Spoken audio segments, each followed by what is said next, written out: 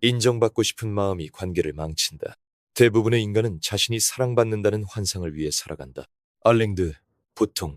이 말은 가볍게 들리지만 삶을 뿌리째 흔들어 놓는 진실입니다. 많은 사람이 관계 속에서 사랑받고 있음을 확인받고 싶어 합니다. 하지만 그 욕망이 깊어질수록 우리는 관계 속에서 사랑받는 사람처럼 보이기 위해 애쓰게 됩니다. 그리고 그때부터 진짜 나와는 점점 멀어지게 됩니다. 직장에서, 친구 사이에서, 가족 안에서도 우리는 끊임없이 괜찮은 사람의 역할을 수행합니다. 불편한 상황에서도 웃고 하기 싫은 말도 맞장구 치며 때로는 전혀 원하지 않는 부탁을 들어주고 나서야 자신을 조금은 가치 있게 느낍니다. 이유는 단 하나, 인정받고 싶어서입니다. 문제는 이 인정 욕망이 끝이 없다는 데 있습니다. 오늘 고개를 숙이고 웃었어도 내일은 또 다른 모습으로 애써야 합니다. 결국 관계라는 무대 위에서 우리는 진짜 내가 아닌 역할로 살아가게 됩니다. 그 역할이 오래되면 진짜 내가 누군지도 잊게 되죠. 남이 나를 어떻게 생각할까를 고민하며 사는 건 결국 남의 인생을 사는 것이다. 에픽테토스. 이 문장을 들을 때마다 나는 한 여성을 떠올립니다. 50대 중반, 20년 넘게 가족을 위해 헌신한 사람이었죠. 남편과 자녀, 시부모까지 모두의 요구에 맞추며 자신을 희생해 왔습니다. 하지만 그녀는 고백했습니다. 이제 와보니 아무도 나를 정확히 모른다는 게 가장 서럽다고. 모든 이의 인정을 받고 싶어 했던 삶은 정작 자신의 내면을 완전히 비워버린 삶이었습니다. 삶은 타인의 박수로 구성되지 않습니다. 때로는 고요한 침묵 속에서도 스스로에게 박수를 보내야 합니다. 인정은 밖에서 받는 것이 아니라 내 안에서 키워야 하는 감각입니다. 관계는 그 감각을 바탕으로 맺어져야 비로소 균형을 이룹니다. 스스로를 인정하지 않는 사람은 결국 타인의 손에 자신의 가치를 맡기게 된다. 사르트르. 이 문장을 오늘의 결론으로 삼습니다. 자신의 가치를 타인의 말로부터 빌려 쓰지 마십시오. 당신이 진짜로 인정받아야 할 사람은 오직 당신입니다. 지나친 공감은 자신을 소진시킨다. 당신의 마음이 너무 부드러우면 세상이 그 위에 발을 디딘다. 칼 구스타프 융. 공감은 인간을 인간답게 만들어주는 고귀한 능력입니다. 하지만 그 공감이 과해지면 우리는 타인의 감정에 휩쓸려 자기 감정을 잃게 됩니다. 상대의 고통이 마치 내 일처럼 느껴지고 상대의 분노에 나까지 죄책감을 느끼며 상대의 기대에 내 마음을 눌러 담습니다. 그렇게 한 사람의 상처는 곧 내 상처가 되고 어느 순간 나는 내 삶의 중심을 놓치게 됩니다. 한 상담 장면이 기억납니다. 늘 타인의 아픔을 먼저 느끼고 먼저 움직이는 40대 여성. 가족의 우울감, 친구의 이혼, 직장 동료의 불안까지 모두 자신의 문제처럼 끌어안던 그녀는 결국 감정의 탈진 상태에 도달했습니다. 아이러니하게도 그녀는 이렇게 말했습니다. 나는 누구에게도 진짜 위로받은 적이 없어요. 자신이 위로하는 사람인 줄 알았지만 정작 가장 외롭고 고단한 사람은 자기 자신이었던 것입니다. 다른 이의 고통을 느끼되 그 고통 속으로 자신을 던지지 말라. 틱나탄. 이 문장은 공감의 본질을 꿰뚫습니다. 공감은 함께 느끼되 동시에 선을 지킬 줄 알아야 합니다. 그 선은 죄책감이나 책임감이 아닙니다.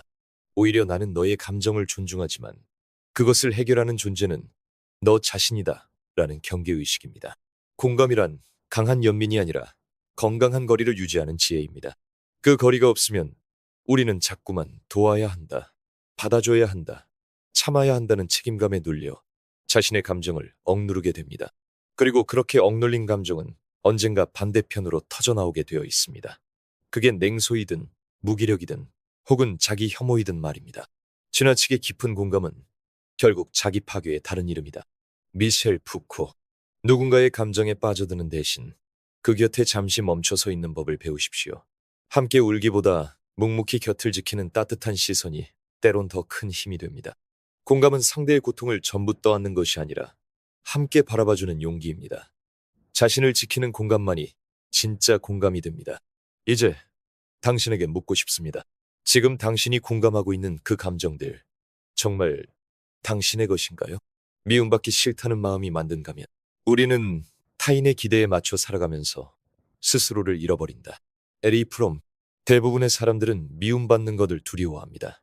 그 두려움은 인간의 본능이자 생존의 기억에서 비롯됩니다. 우리는 무리에서 버려지면 생존할 수 없던 시절의 기억을 유전자 깊숙이 품고 있습니다.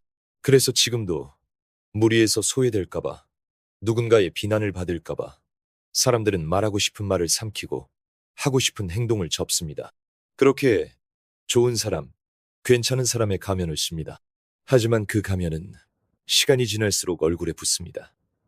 처음엔 잠깐만, 잠시만 하던 역할이 어느새 진짜 나처럼 굳어져 갑니다.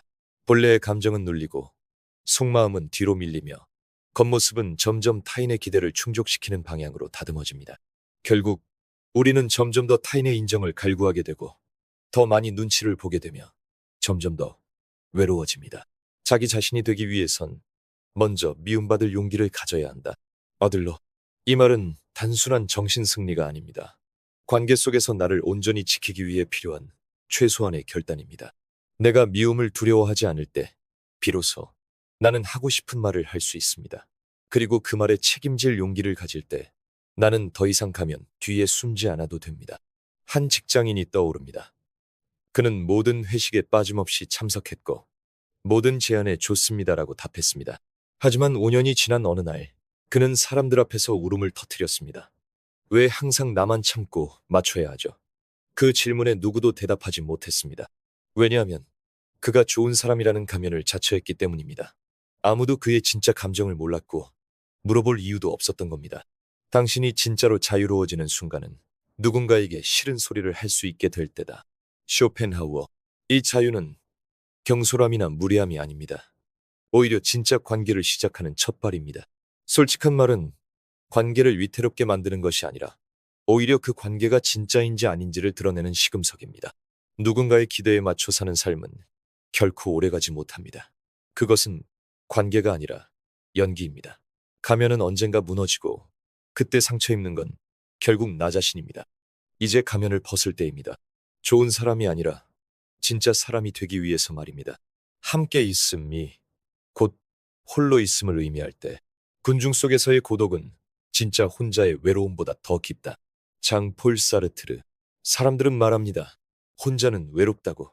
그래서 누구든 곁에 있으려 하고 어딘가에 속해 있으려 하죠. 하지만 가장 고통스러운 외로움은 사실 누군가와 함께 있을 때 찾아옵니다. 말이 통하지 않고 마음이 닿지 않고 이해받지 못한 채 억지로 마주 앉아 있는 관계. 그런 관계 안에서는 오히려 혼자 있을 때보다 더 깊은 고립감이 밀려옵니다. 부부임에도 대화가 끊긴 이들. 친구라는 이름으로 수십 년을 이어왔지만 속내 하나 털어놓지 못하는 관계들. 우리는 그런 함께 속에서 스스로를 철저히 감춥니다. 분위기를 깨지 않기 위해 웃고 다툼이 싫어 고개를 끄덕이고 말해봤자 소용없을 거라 생각해 침묵합니다. 그렇게 관계는 유지되고 외로움은 심화됩니다. 대화가 없는 관계는 침묵보다 더 쓸쓸하다. 알랭드. 보통 관계는 단순한 시간의 문제가 아닙니다. 함께 오래 있었다고 해서 함께 깊이 있는 것은 아닙니다. 관계의 본질은 통하는가입니다. 마음이, 말이, 가치가 조금이라도 서로 닿는가. 그렇지 않다면 그 관계는 두 사람의 것이 아니라 두 개의 고독이 나란히 앉아 있는 것일 뿐입니다. 한 노년 부부가 떠오릅니다. 퇴직 후 하루 종일 함께 있는 시간이 많아졌지만 그들 사이엔 대화가 없었습니다.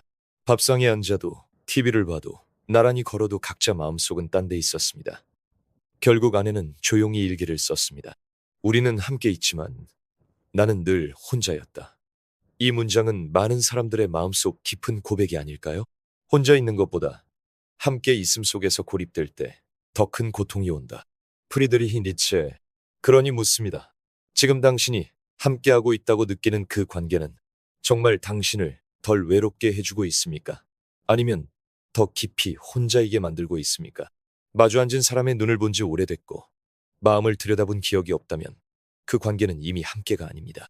그건 홀로 있는 두 사람이 애써 이어붙인 관계의 흉내일 뿐입니다. 관계란 함께 있어 덜 외로운 상태여야 합니다. 그게 아니면 굳이 곁에 둘 이유가 없습니다. 나를 지키는 관계란 무엇인가? 건강한 관계는 나를 더 많이 사랑하게 만드는 것이다. 베룩스. 우리는 오랫동안 관계를 무언가를 주고받는 것으로 배워왔습니다. 애정을 주면 애정이 돌아오고, 희생하면 인정이 돌아오고, 맞춰주면 평화가 유지된다고 믿습니다. 하지만 그런 방식은 어느새 나를 고갈시킵니다. 진짜 건강한 관계는 주고받음이 아니라 함께 있음 그 자체로 서로를 충만하게 하는 상태입니다. 무언가를 주지 않아도 부족함을 느끼지 않고 맞추지 않아도 거부당하지 않으며 침묵해도 무너지지 않는 관계. 그 안에서 우리는 처음으로 있는 그대로의 나로 존재할 수 있게 됩니다. 사람이 사람 곁에서 편해지는 것은 설명하지 않아도 되는 순간부터다. 오스카 와일드. 당신도 그런 사람을 만난 적 있을 겁니다. 내 말이 어눌해도, 내 감정이 복잡해도 그냥 옆에 있어주는 사람. 조언보다 온기를 먼저 주고 판단보다 시선을 먼저 건네는 사람. 그들과 있을 때 우리는 꾸미지 않아도 되고 성과를 증명하지 않아도 되며 무너지더라도 괜찮다는 묵인 속에 쉴 수 있습니다. 반면 끊임없이 나를 증명해야 하고 자꾸만 내 마음을 포장해야 하는 관계는 불안한 집과도 같습니다. 그런 곳에서 오래 살면 우리는 자신을 의심하게 됩니다. 내가 왜 이렇게 말했지? 내가 너무 예민한가? 내가 이상한가? 이런 질문이 계속된다면 그건 관계가 나를 무너뜨리고 있다는 신호입니다. 좋은 관계는 자신을 설명하지 않아도 되는 관계다. 버지니아 울프. 스스로를 설명할 필요 없는 관계. 그 안에서 우리는 비로소 진짜 나를 회복합니다. 상처는 타인에게서 받지만 회복도 타인과의 관계 안에서 시작됩니다. 그러므로 당신을 지키는 관계는 당신을 자꾸 변화시키려 드는 사람이 아니라 있는 그대로의 당신을 안아주는 사람이어야 합니다. 어떤 사람과 함께 있으면 이상하게 내가 괜찮은 사람처럼 느껴지는 순간이 있습니다. 말이 서툴러도 생각이 다소 다르더라도 상대의 눈빛 하나에 내가 이래도 괜찮구나 싶어지는 그런 경험. 그게 바로 나를 지키는 관계입니다. 말없이 곁에 있어주되 내 마음이 부서지지 않도록 단단히 잡아주는 사람. 그 사람이 있으면 우리는 다시 세상과 마주 설 힘을 얻게 됩니다. 당신이 어떤 관계 속에 있는지가 당신이 어떤 사람인지 결정한다. 하이데거. 결국 관계는 거울입니다. 나를 소모시키는 관계에 오래 머물면 나도 소모품이 됩니다. 하지만 나를 더 사랑하게 만드는 관계에 머문다면 나는 다시 살아납니다. 지금 당신 곁에 있는 사람은 당신을 지켜주고 있습니까? 아니면 당신을 지우고 있습니까? 관계는 선택입니다. 가장 가까운 사람일수록 가장 멀리 해야 할 수도 있습니다. 인생은 길지만 나로 살아갈 수 있는 시간은 많지 않습니다. 당신이 무엇보다 먼저 지켜야 할 단 한 사람, 그건 타인이 아니라 당신 자신입니다.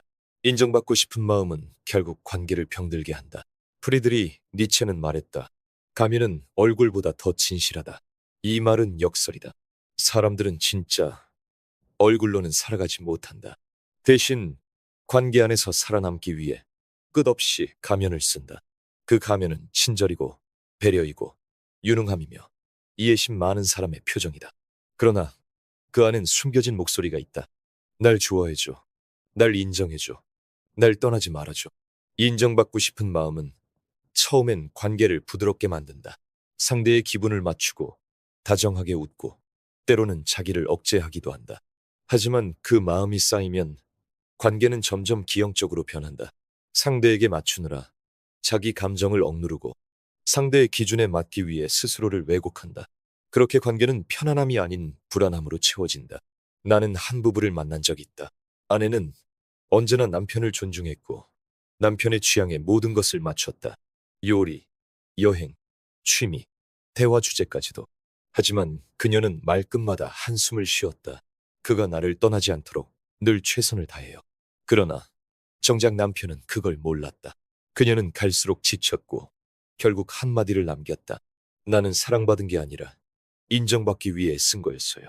관계란 본래 있는 그대로의 자신으로 존재할 수 있는 공간이어야 한다. 하지만 인정욕이 앞서면 그 관계는 계약이 된다. 내가 이렇게 해줬으니 너도 날 소중히 여겨야 해. 이 말없는 기대가 커지면 감정은 거래가 된다. 그러다 그 기대가 충족되지 않으면 원망으로 뒤바뀐다. 불교에서는 이런 관계의 고리를 어변예빈이라 한다. 조건과 기대, 그리고 그에 따른 집착으로 맺어진 인연은 결국 괴로움을 낳는다. 무소의 뿔처럼 혼자서 가라는 말은 고립을 뜻하는 게 아니다.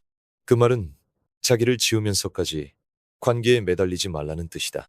자기를 존중하지 않는 관계는 결국 서로를 병들게 한다.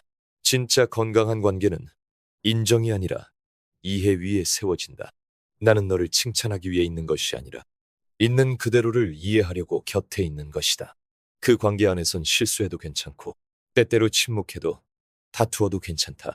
왜냐하면 그 관계는 가면이 아니라 진심으로 연결되어 있기 때문이다. 인정받고 싶은 마음이 지나치면 관계는 언제나 긴장된다.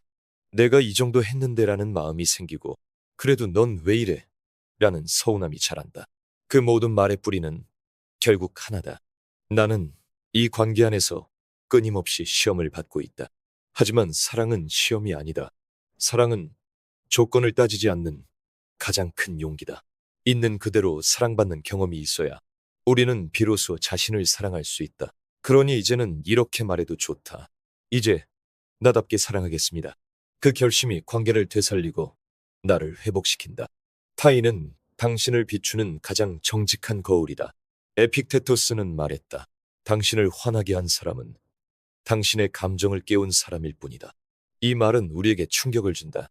왜냐하면 우리는 누군가에게 상처받고 배신당하고 무시당한 순간마다 늘 외쳤기 때문이다. 저 사람이 문제야. 하지만 에픽테토스는 말한다. 문제는 그 사람이 아니라 그 사람에 의해 흔들린 내 마음의 구조라고. 관계는 거울이다. 누군가와 부딪힐 때, 짜증이 날 때, 이유 없이 미워질 때, 그 안에는 반드시 나의 무의식이 숨어 있다. 나는 왜 이 사람을 불편해할까? 왜 저 말에 이렇게 민감하게 반응할까? 그 질문을 던질 수 있어야 관계를 통해 자기 자신을 비로소 마주하게 된다. 나는 예전에 한 친구를 질투한 적이 있다. 그 친구는 늘 주목받고 호감도 높고 자연스러웠다. 나는 겉으로는 축하했고 속으로는 비교했고 결국 거리를 뒀다. 하지만 어느 날 깨달았다. 그 친구는 아무 잘못이 없었다. 문제는 내가 누군가처럼 보이지 않으면 사랑받지 못한다는 오래된 믿음에 갇혀 있었다는 것이다. 그 친구는 나의 열등감을 건드렸고 그 불편함을 나는 미움으로 돌려버렸던 것이다. 우리는 종종 타인에게 느끼는 감정을 그 사람의 문제로 생각한다. 하지만 많은 경우 그것은 내 안에 쌓인 감정의 반사다.